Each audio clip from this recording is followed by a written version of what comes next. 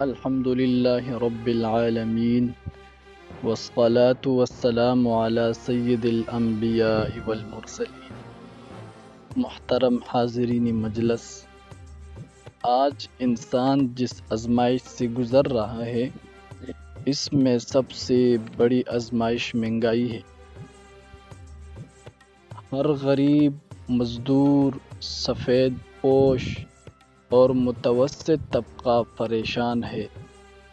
گھر کا خرچ چلانا مشکل ہو گیا، رزق میں برکت کم محسوس ہونے لگی، دلوں میں بے سکونی پڑ گئی۔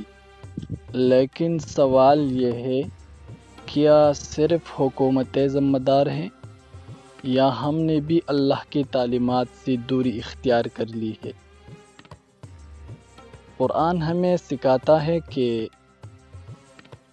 اور اگر بستی والے ایمان لے آتے اور تقوی اختیار کرتے تو ہم ان پر آسمان و زمین کی برکتیں کھول دیتے۔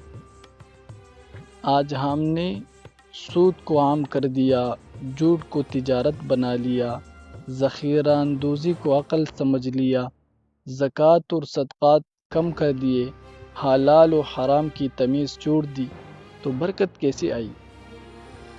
اسلام صرف عبادت کا دین نہیں بلکہ مکمل نظام زندگی ہے۔ نبی کریم صلی اللہ علیہ وسلم نے فرمایا، سچا تاجر قیامت کے دن انبیاء، صدیقین اور شہداء کے ساتھ ہوگا۔ مگر آج ناپ تول میں کمی، ملاوٹ، دھوکہ، ناجائز منافع عام ہو چکا ہے۔ یہی چیزیں معاشرے سے برکت ختم کر دیتی ہے۔ مہنگائی کا اصل علاج کیا ہے؟ توبہ اور رجوع اللہ۔ جب قوم اللہ کی طرف پلٹتی ہے تو رحمت کے دروازے کھولتے ہیں۔ رزق میں برکت کی دعائیں صبح و شام، اذکار، استغفار اور درود شریف رزق میں برکت لاتے ہیں۔ زکوٰۃ اور صدقہ، جو مال اللہ کے راہ میں دیا جائے اللہ اسے کئی گنا بڑھا دیتے ہیں۔ حلال کمائی، حرام کمائی وقتی فائدہ دیتی ہے مگر سکون چھین لیتی ہے۔ 5 قناعت اور صبر۔ اسلام ہمیں سکھاتا ہے کہ اصل دولت دل کی دولت ہے۔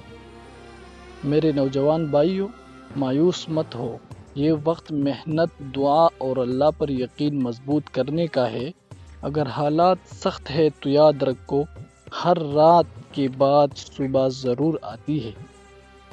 اے اللہ، ہمارے ملک پر رحم فرما، مہنگائی اور بے برکتی کو دور فرما، ہمارے رزق میں حلال برکت عطا فرما، ہمیں سچی توبہ اور تقوی نصیب فرما، امت مسلمہ کی پریشانیاں دور فرما، آمین یا رب العالمین۔